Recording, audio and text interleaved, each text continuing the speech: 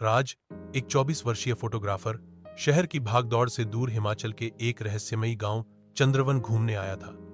उसे प्रकृति से प्यार था और वो जंगलों की तस्वीरें लेना चाहता था।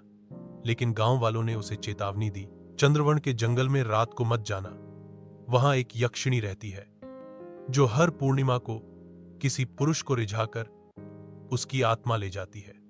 राज को भूत प्रेत की बातें बचपन से ही मजाक लगती थी, इसलिए उसने बात को हल्के में लिया। उस रात जब चांदनी अपने पूरे शबाब पर थी, राज अकेला कैमरा लेकर जंगल की ओर निकल गया। जंगल में चुप्पी थी, लेकिन उसमें एक रहस्यमय खिंचाव था।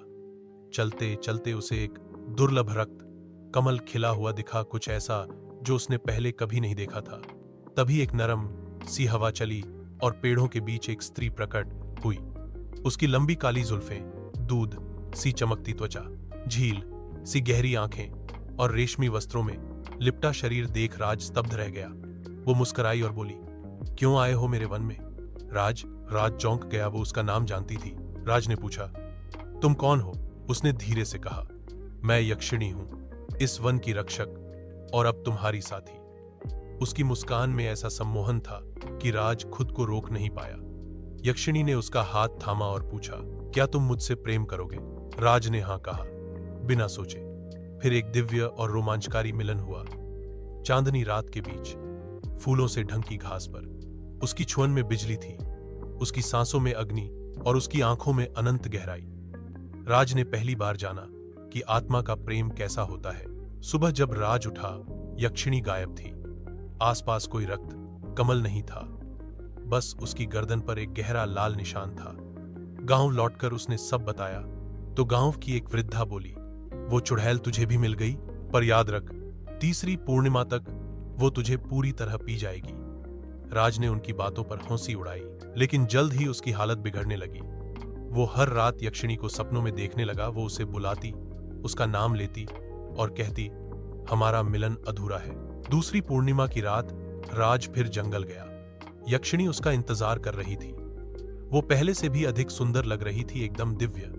उस रात उन्होंने फिर मिलन किया, पर इस बार कुछ अलग था। राज को लगा जैसे उसकी चेतना धीरे धीरे विलीन हो रही है। यक्षिणी ने उसके होठों पर किस किया और कहा, बस एक बार और, फिर हम सदा के लिए एक होंगे। तीसरी पूर्णिमा से पहले ही राज बिल्कुल बदल गया था। उसके शरीर में कमजोरी थी, लेकिन आंखों में अजीब सी चमक। तीसरी रात वो जंगल में गया और फिर कभी लौटकर नहीं आया। सुबह जंगल में एक अधजली लाश मिली। उसकी आंखें खुली थीं, जैसे उसने आखिरी समय में कुछ अलौकिक देखा हो। गांव वालों ने मान लिया कि यक्षिणी ने उसकी आत्मा ले ली। 6 महीने बाद उसी गांव में एक नया युवक आया, अर्जुन, एक फोटोग्राफर। वो हूबहू राज जैसा दिखता था, लेकिन खुद को राज नहीं मानता था।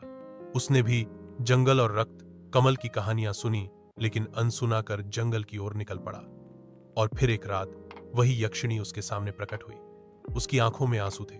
उसने अर्जुन से कहा, तुमने वादा किया था कि हर जन्म में मुझसे मिलने आओगे, अब मैं तुम्हें मुक्त करूंगी।